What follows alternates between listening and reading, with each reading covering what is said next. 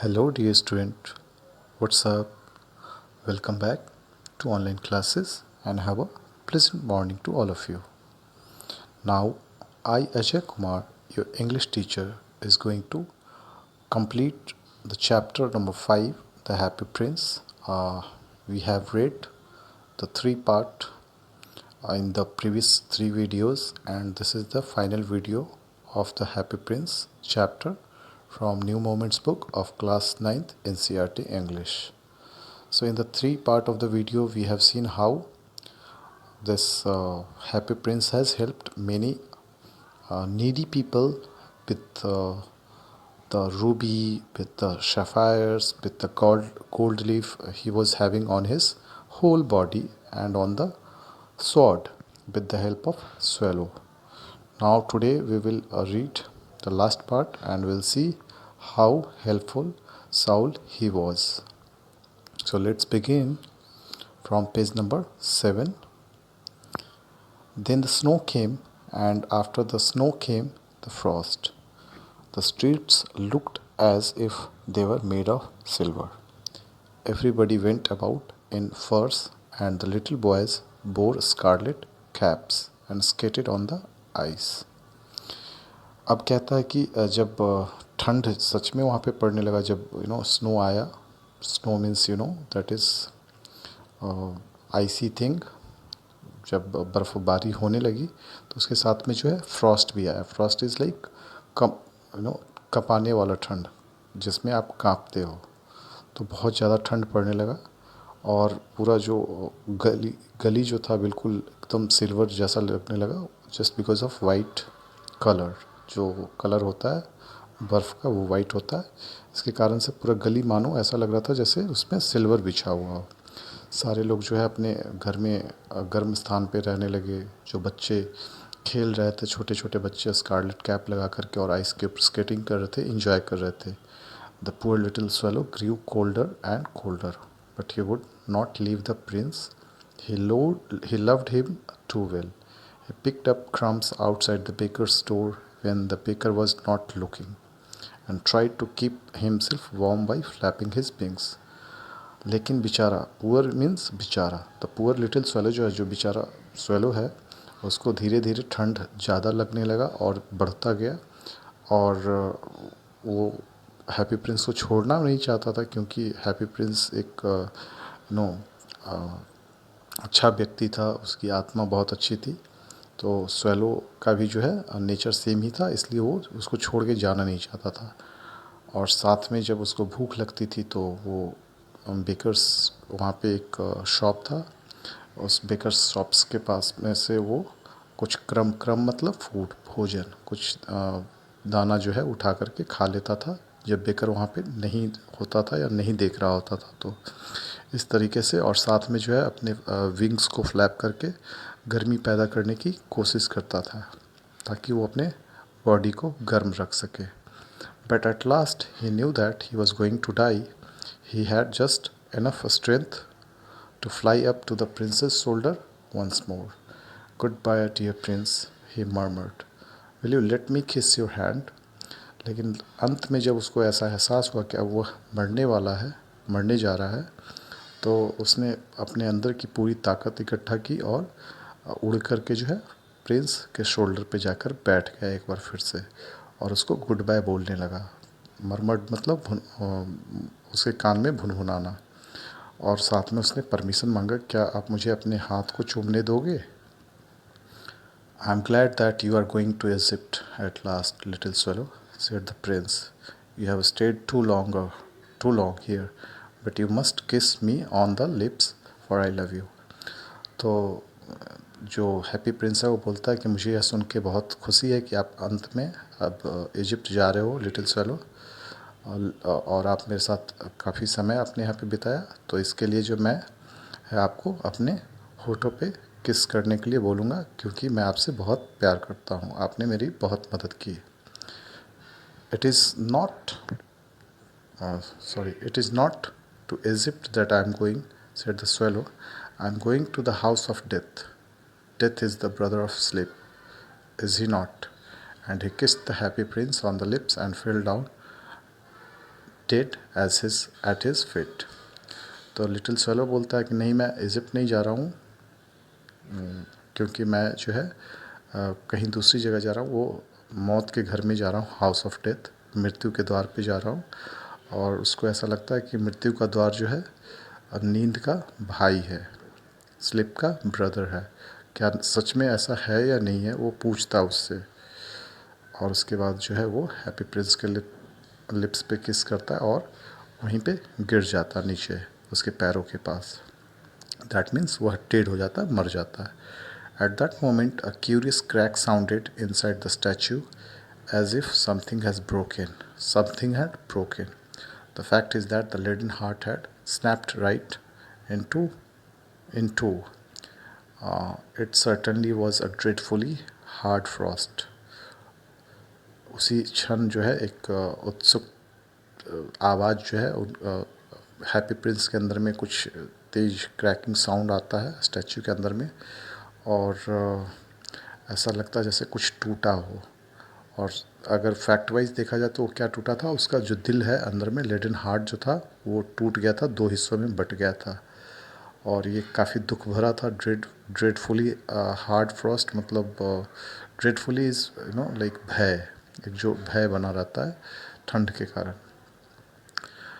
Early the next morning the mayor was walking in the square below in company with the two councillors. As they passed the column, he looked up at the statue. Dear me, how shabby the happy prince looks, he said.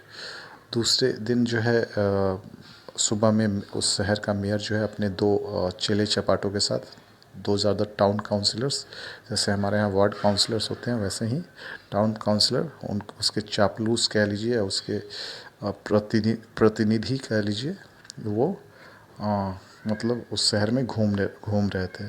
और जैसे ही उस column से, उस स्तंभ के पास से होकर गुजरते हैं तो स्टैचू के ऊपर देखते हैं और बोलते हैं कितना जर्जर सा ये हैप्पी प्रिंस का जो है स्टैचू दिख रहा है या दिखता है। How shabby indeed cried the two councillors. और उसके सुर में सुर मिलाते हुए जो दो काउंसलर थे उन्होंने भी बोला कि हाँ बिल्कुल जर्जर हो चुका है। और ये इनका नेचर था, जो भी मेयर बोलता था उसके ऊपर वो सुर में सुर मिलाते थे। The ruby has fallen out of his sword, his eyes are gone and he is golden no longer, said the mayor. In fact he is little better than a beggar. कहता है इसका एक तो रूबी चला गया जो sword पे था, उसकी दोनों आंखें चली गई है, उसके शरीर पे अभी कोई सोना भी नहीं है। और अगर सच में बोला जाए तो ये अभी जो है बिल्कुल एक बेगर से थोड़ा सा अच्छा दिखता है और कुछ नहीं। A little better than a beggar, said the two councillor. फिर उसके जो साथ में टू काउंसलर्स थे जो उसके चेले चपाटे जैसे थे, उन्होंने हाँ हाँ आपने बिल्कुल सही बोला, ये भिखारी से ज़्यादा कुछ नहीं दिखता है, भिखारी से थोड़ा अच्छा दिखता है। And here is actually a dead bird at his feet, continued the mayor. और जब वो चढ़ के देखता है तो देखता है स्तंभ पे कि उसके पैरों के नीचे में एक छोटा सा जो बर्ड है मरा पड़ा है, दैट वाज द स्वेलो। और वो बोलता है we must really issue a proclamation that birds are not to be allowed to die here, and the town clerk made a note of the suggestion. और फिर उसको देखने के बाद जो है वो घोषणा करता है। प्रोक्लेमेशन मीन्स घोषणा करना, ठीक है। वो इशू जारी करवाता है कि जितने भी स्टैच्यू हैं या जितने भी मोनूमेंट्स हैं वहाँ पे पक्षियों को आना अलाउड नहीं है और वहाँ पे मरना भी अलाउड नहीं है। और इसके लाइक घोषणा की तामील की गई। जो शहर का टाउन क्लर्क था उसने एक नोट जारी किया, पूरे शहर में इशू करवाया, सलाह दिया गया। So they pulled down the statue of the happy prince as he is no longer beautiful, he is no longer useful, said the art professor at the university. उसके बाद उस स्टैच्यू को जो है, हैप्पी प्रिंस के statue को नीचे लाया गया, क्योंकि वह बिल्कुल भी खूबसूरत नहीं दिखता था और इसलिए उसका कोई उपयोग नहीं था। दैट मीन्स कि अगर चीज़ें खूबसूरत ना हो, अच्छी ना हो, तो उसका कोई उपयोग नहीं होगा। ऐसा आर्ट के एक प्रोफेसर ने जो है यूनिवर्सिटी के आर्ट प्रोफेसर थे, उन्होंने ऐसा उस मेयर को सलाह दिया कि उसको हटा देना चाहिए। Then they melted the statue in furnace, what a strange thing, said the overseer of the workman at the foundry. तो अब जो है उसको ले जाया गया फाउंड्री में। फाउंड्री जहाँ पे लोहे की मरम्मत होती है, that is called foundry. Overseer जो है सुपरवाइज़र होते हैं। जैसे बहुत सारे जो वर्कमैन काम करते हैं उनको सुपरवाइज करने वाला जो लोग होता है, तो वो लोग जब इस स्टैचू को मेल्ट करने के लिए फर्नेस में भट्टी में ले जाया गया, तो ओवरसीर बोलता है कि कि कितना स्ट्रेंज चीज़ है, बहुत ही स्ट्रेंज चीज़ है। This broken lead heart will not melt in the furnace. कहता है जो ब्रोकन हार्ट जो है लेड वाला, वो भट्टी में गल ही नहीं रहा है, गलेगा ही नहीं। We must throw it away, और इसलिए इसको हम बाहर फेंक देते हैं। So they threw it on a dust heap where the dead swallow was also lying. इसलिए उन्होंने उस हार्ट को जो है बाहर एक गंदगी के ढेर पे फेंक दिया। डस्ट हीप इस गंदगी का ढेर, जहाँ पे स्वेलो भी पहले से पड़ा हुआ था। Bring me the two most precious thing in the city said God. अब जो है ये भगवान की बातें हैं। लाइक ऊपर में जो है आसमान में जो एक गॉड है, ऑलमाइटी है, वो देख रहा था सारी चीज़ों को। वो अपने एंजल्स को बोलता है कि मुझे 2 प्रीसियस चीज़ ला के दो इस शहर से। तो and the angel brought him the leaden heart and the dead bird. और जो एंजल होती है वो जाती है और वो ब्रोकन जो लेडन हार्ट था उसको और डेड बर्ड को ला करके गॉड को देती है। देन गॉड सेज, गॉड बोलते हैं उससे, उस एंजल से, you have rightly chosen said God. तुमने सही चीज़ों का चुनाव किया है और सही चीज़ें लाके मुझे दी है जो काफ़ी प्रीसियस है। For in my garden of paradise this little bird shall sing for ever more, and in my city of gold the happy Prince shall praise me. तो भगवान बोलते हैं जो उनका पैराडाइज, गार्डन ऑफ पैराडाइज है, उसमें वो लिटिल बर्ड जो है हमेशा मतलब गाएगी, हमेशा हमेशा के लिए गाती रहेगी। और जो सिटी ऑफ गोल्ड उनका एक शहर है, वहाँ पे हैप्पी प्रिंस जो है उनकी हमेशा प्रशंसा करता रहेगा, भगवान की, गॉड की हमेशा प्रशंसा करता रहेगा। So dear student, we have now finished this whole story, whole chapter. It was written by Oscar Wilde, right? And we will go through, as I have told you, that we will go through the summary and uh, more question answer related to this chapter. So just wait and we'll move to another section of this chapter. Now, as you can see here, The Happy Prince by Oscar Wilde. This is a PPT made for your better understanding. Theme you can see here. The writing is packed with valuable themes such as judging based on outward appearances, and the disparity between poverty and wealth, sacrifice and love and compassion. Both the happy prince and his newfound friend, the swallow, offer glimpses into how these themes are portrayed in this Oscar Wilde tale. Now you can see here, you can take the screenshot of this PPT as well. This will be quite helpful for your preparation. Okay, I am not gonna read this, these are the summary. So I hope you can take the PPT of take the screenshot of this PPT and you will write down the summary accordingly. So I'm just scrolling for your help.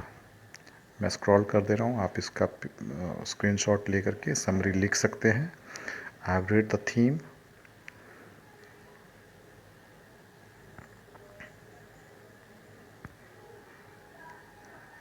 Now you can see, you can take the screenshot, press the pause button and take the screenshot. Now you can read here the message. The moral lesson of The Happy Prince by Oscar Wilde is that the worst aspect of modern society can be overcome by love and charity, which have the unique ability to unite men and make them whole. So dear student, now we have finished this chapter, The Happy Prince, and hopefully you all have understood it completely. मुझे ऐसा विश्वास है आप लोगों ने इसको बहुत अच्छे से समझा होगा. And we will now meet in another part, next video. हम लोग एक नए वीडियो के साथ नेक्स्ट डे मिलेंगे. So till then, just enjoy your time. We will meet in next part of the video. So I'm now bidding goodbye to everyone. Have a nice day. Thank you.